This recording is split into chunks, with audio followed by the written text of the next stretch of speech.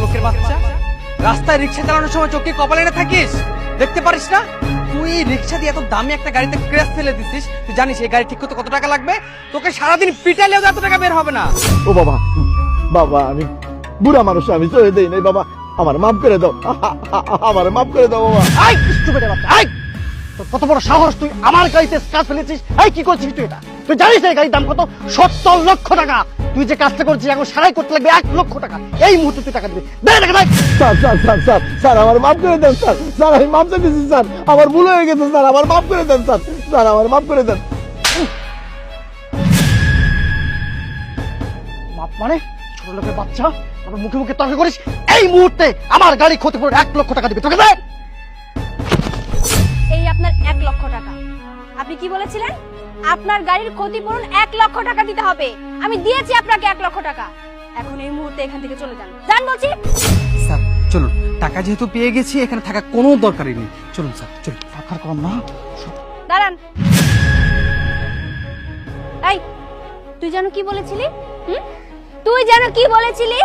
তুই ড্রাইভার, তোর গাড়ির ক্ষতিপূরণ দিতে হবে। তোর গাড়িতে সমস্যা হয়েছে আর সেই কারণে এই বয়স্ক লোকটার গায়ে তুই হাত তুলেছিলি, তাই না?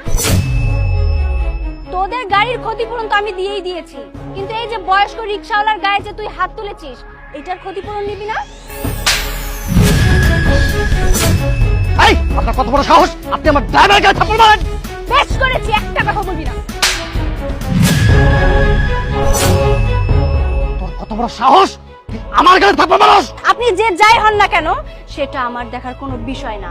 আর হ্যাঁ, আপনিও তো বলেছিলেন যে আপনার এত দামি গাড়ি, আপনার গাড়ির দাম জানো কত? 70 লক্ষ টাকা।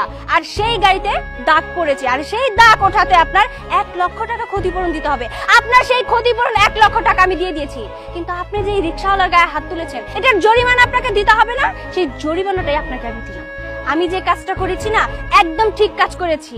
আশা করি আজকের পর থেকে এই জিনিসটা আপনাদের মাথায় থাকবে যে নেক্সট টাইম কোনো রিকশাওয়ালা বা কোনো গরিব মানুষদের সাথে আপনারা কোনো মিসবিহেভ করবেন না, তাদের গায়ে হাত তোলার চেষ্টাও করবেন না।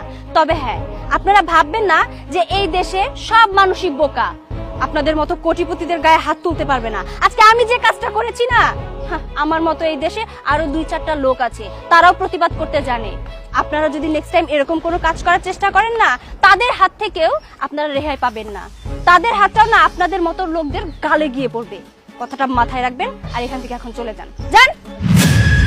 আমি তোকে দেখে নেবো স্যার, পরে বাসায়